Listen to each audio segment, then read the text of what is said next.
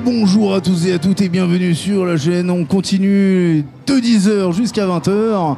Et dès maintenant, je suis accompagné de Anne-Laure, alias Gaïa. Bonjour à tous. Bonjour. Alors, bienvenue sur le plateau Rock'n'Roll / Cerberus 3D / FFJDR grâce à la Fédération Française du JDR. Bienvenue à toi. Alors, déjà, présente-toi, ma chère. Eh bien, je suis un dinosaure. Un dinosaure du net. Un coup de vieux vient d'être pris. Le Gaiatosaurus. Non, donc moi je suis Gaïa, je joue dans la web-série Noob qui a commencé en 2008. Et donc depuis, je suis auteur de bande dessinée et donc je fais aussi également de la vidéo. Bref, on fait plein de choses avec Olydri qui est du coup devenu notre société. Absolument. Ah, et on doit toujours te présenter un petit peu, hein. Je suis désolé pour les quelques au fond de la salle qui ne connaissent pas. Bon, voilà. Alors, d'ailleurs, en parlant de Noob, on a pas mal d'actualités de Noob, puisque c'est aussi ta présence. C'est nous parler un peu de l'actualité, de ce qui se fait en ce moment. Et la première actualité, c'est celle qui va venir la plus proche, le Grand Rex, si je ne m'abuse. Alors oui, ça y est, voilà. On a la date qui a été annoncée. Oui. Pour la diffusion, pour la toute première diffusion des Arcanes Ultimes, qui a été donc financée sur Ulule grâce à la communauté. Ça va donc être le premier contenu de ce qu'on a modestement appelé l'Olydriverse, et donc qui va être diffusé au Grand Rex le 1er mars 2025. Donc une belle soirée, comme on l'a déjà fait par le passé, avec concert, des Starry Sky, show sur scène avec tous les acteurs en costume, diffusion du film, donc les Arcanes Ultimes. Donc un beau moment encore de partage avec la communauté, avant que ce soit diffusé ensuite gratuitement sur YouTube. D'accord. Étant, je pense, un des nombreux contributeurs aussi. Eh oui. C'était quelque chose de T'es venu magique. tourner avec nous déjà. Oui. Donc t'es dans la saison 11. Oui, 2 fois. Yes. C'est beau. Alors, honnêtement, j'ai hâte de voir un peu ce que ça va donner. Beaucoup spéculent d'ailleurs sur le film, hein, les Arcanes, parce qu'on parle d'un court-métrage pratiquement. Hein. C'est un court-métrage, hein. C'est pas une série. Ça va être un film, potentiellement découpé en épisodes. Si jamais ça s'y prête. On verra un petit peu comment ça se passe au niveau du montage. Là, pour le moment, on est au stade où on continue à tourner des scènes. Fabien a attaqué le montage, la post-prod. Donc pour le moment, c'est encore un peu nébuleux. En tout cas, ce qui est sûr, c'est qu'au Grand Rex, ce sera un film. Oui. La durée, je ne sais pas non plus encore, puisqu'on n'a pas tout tourné. Mais bon, en général, on est sur du 1h, 1h20, on est sur ce contenu-là, quoi. Oui, donc ça va être un très bon film. On l'espère. En tout cas, connaissant Fabien, il n'y a que lui qui connaît la trame. C'est ça qui est toujours intéressant. Il y a un petit côté Astier, en fait, que beaucoup admirent. Il garde beaucoup de choses, en effet. Il centralise énormément de choses, un peu comme tu dis, comme Astier. Comme Astier, il est multicasquette. Voilà. Et donc, parfait. Alors, j'espère que beaucoup ont réservé d'ailleurs leur place au Grand Rex. Il reste des places encore. Ouais, il reste des places disponibles. Il faut y aller. Alors, n'hésitez pas à y aller. On s'y verra tous. Donc, voilà, parce que moi-même, j'ai réservé. Donc, il faut réserver, il faut y aller. Et en tout cas, hâte. Voilà. Alors, autre actualité, donc tu disais autrice. Le guide officiel. Le guide officiel. Et oui, il y a à peu près une semaine, on a fini la session de rattrapage du crowdfunding pour le guide officiel de Noob. Le guide officiel de Noob, en fait, ça va être un beau livre au même titre que l'encyclopédie qu'on avait déjà proposé à la communauté, qui est donc en fait un recueil, mais cette fois-ci de l'aventure Noob. Globalement, avec depuis nos débuts, depuis nos tout débuts avec la web-série jusqu'à notre arrivée sur No Life, et puis ensuite l'aventure Noob avec la part belle donnée aux acteurs, aux comédiens et à l'aventure, on va dire, de la web-série. Donc ça, c'est un livre que je travaille en ce moment avec Mago qui m'aide aussi pour tout ce qui est mise en page, tout ce qui est maquette. Mago qui a l'habitude de bosser sur beaucoup de crowdfunding. Oui, parce qu'il faut rappeler aussi que vous travaillez beaucoup avec des crowdfunding, vous en lancez, vous en aidez. Vous êtes quand même titulaire de plusieurs titres champions Europe, de France, etc. Vous êtes des athlètes du crowdfunding quelque part. À l'époque, c'était pas aussi généralisé. Quand nous on a découvert, c'est Fabien qui a découvert ça au hasard. Il était tombé à l'époque sur le crowdfunding de Véronica Mars et il s'était dit mais c'est pas mal ça. pour pouvoir donner en fait la possibilité de faire une saison supplémentaire pour la communauté, ils avaient réussi à lever des fonds pour pouvoir faire leur web série, pour faire leur série. Et Fabien avait dit mais je pense que ça pourrait être un bon moyen de rester indépendant, autonome et à la fois de pouvoir tout simplement créer le projet en toute liberté. Et depuis qu'on a découvert ce mode de fonctionnement, j'avoue qu'on en a un petit peu déjà abusé. Oh, mais après tout, la communauté veut aussi contribuer. Ça permet d'apporter un contenu supplémentaire.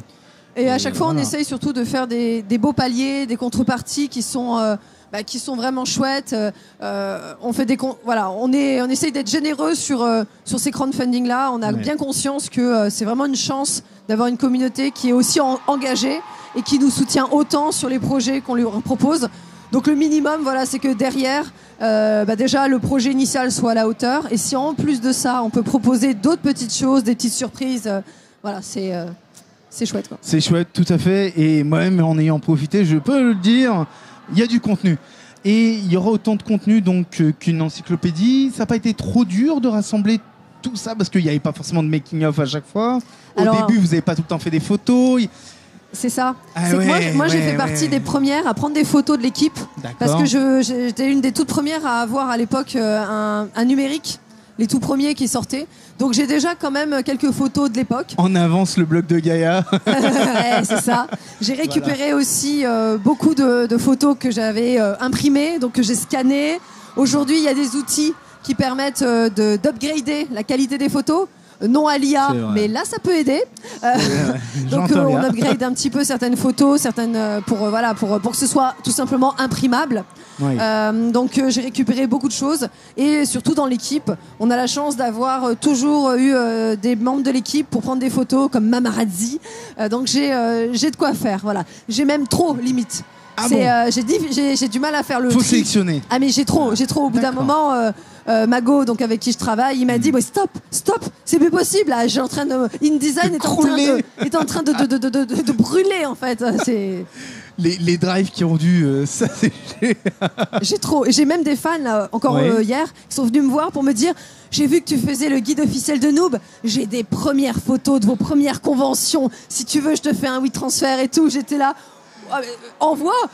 C'est sûr que j'ai déjà 10 tonnes de photos, mais envoie parce que c'est toujours chouette d'avoir des souvenirs. Faudrait faire un autre livre pour éditer juste les photos, l'album. Tome 2. En fait, le tome 2, l'album. Déjà, là, ça va faire quasiment 16 ans de Noob. 16 ans de l'aventure Noob, avec en plus un petit préquel avec d'où on vient, la web-série, tout ça. Il y avait l'encyclopédie Noob et il y a l'encyclopédie Noob, l'histoire Noob. Ça va faire la même taille en fait. C'est le même format et ça va être quasiment le même nombre de pages. Donc pour faire de la muscu, c'est bien. Un à chaque bras. Un à chaque bras, voilà. En fait, et c'est bon. On n'oublie pas les exercices, voilà. Et donc, quelle autre actualité peux-tu nous parler aussi actuellement Est-ce qu'il y a encore des bandes dessinées? Je sais qu'il y a la bande dessinée, il y a le blog de Gaïa, tome 6, qui est sorti en début d'année. Oui. Donc pour le moment, Philippe et Florence, ils sont sur les légendaires. Donc ils sont très sollicités par Delcourt. Donc pour le moment, je suis pas revenue vers eux pour la suite. D'un autre côté, j'ai beaucoup de choses à faire de mon côté. Donc je pense que ce document tout à fait. De toute façon, je pense que je lancerai pas d'autres projets avant que ce soit fini pour le guide officiel et avant que le Grand Rex soit passé, parce qu'il va falloir écrire le show, faire répéter tout le monde. Donc avant mars, de toute façon, en termes d'édition, de mon côté, il n'y aura pas grand-chose. Fabien, peut-être, lui, aura avancé ses projets. Mais en tout cas, moi, de mon côté, j'aurai pas le temps. D'accord. Et y a-t-il d'autres nouveautés, d'autres petites actualités que tu as à nous partager aujourd'hui sur la scène FJDR? Alors, sur la scène JDR, je peux justement parler peut-être de l'avancée d'un autre projet que Fabien a teasé déjà. Un potentiel JDR de Noob. Oui, le JDR Noob. Alors pour la petite info, je travaille actuellement avec JBX, donc Reflet d'Acide, et Pétulia, Sa chair est tendre, sur un JDR Noob. Et donc là, ils ont commencé à bosser la fiche de personnage, à savoir une fiche de personnage qui serait à la fois compatible pour incarner le personnage à la fois IRL et in-game. D'accord. Voilà, c'est ça un petit peu le concept core. Et oui, parce qu'il y a à côté l'IRL et parfait. Et voir comment on peut réussir à jongler avec les deux pour que ce soit fun à jouer. Eh ben parfait, on aura hâte de venir le tester, en tout cas ici quand vous l'aurez préparé, venez, vous nous le présenterez. Je vais déjà commencer à le tester moi avec eux sur Discord, on va voir comment on arrive à le faire. Peut-être que je lancerai des parties sur notre chaîne Twitch, Olydri Noob, où du coup on verra un petit peu qu'est-ce qu'il faut améliorer. De toute façon, le JDR Noob, c'est quelque chose qu'on va faire un petit peu comme ils avaient fait, comme John Lang avait fait pour Nalbuck. C'est qu'il avait fait un espèce de Wikipédia et avec tout qui serait accessible pour tout le monde. Et c'est vraiment à l'usage. C'est vraiment la communauté qui va aussi un petit peu s'emparer du truc et qui nous fera des retours. Et on va essayer de voir si on peut aussi bénéficier de tous ces retours pour pouvoir faire ensuite potentiellement un jour une édition papier. Mais l'édition papier est vraiment pas pour tout de suite. Là, l'idée déjà, c'est de trouver quelque chose d'original parce qu'apparemment JBX et Betulia tiennent à ce que ce soit original. Un bébé. Pas forcément calqué sur quelque chose d'existant. Alors là, ce qu'il va falloir, c'est faire quelque chose quand même de simple. Quelque chose qui soit fun. Accessible. Et qui soit, du coup, qui permette aussi quand même de laisser la possibilité au maître du jeu de s'éclater avec l'univers qui est quand même assez vaste. Pas trop scénarisé, parfait. Eh ben c'est très bien, on aura hâte à venir le tester, c'est un très beau teaser, en tout cas ça va très bien avec la FJDR. En tout cas je t'en remercie de ta présence, on aura hâte de te recroiser en tout cas. Et puis, donc tu es présente à la Japan Expo. C'est ça. Hall 6. Alors, on est Hall 6, il y a la boutique PGM Stuff, où il y a toute la team qui dédicace avec 2 bornes Switch pour tester le jeu vidéo, le RPG Noob. Eh ben parfait. Eh ben je te remercie. Merci à toi de ta présence. Merci du temps. Merci à vous. Merci à tous. Oh yeah.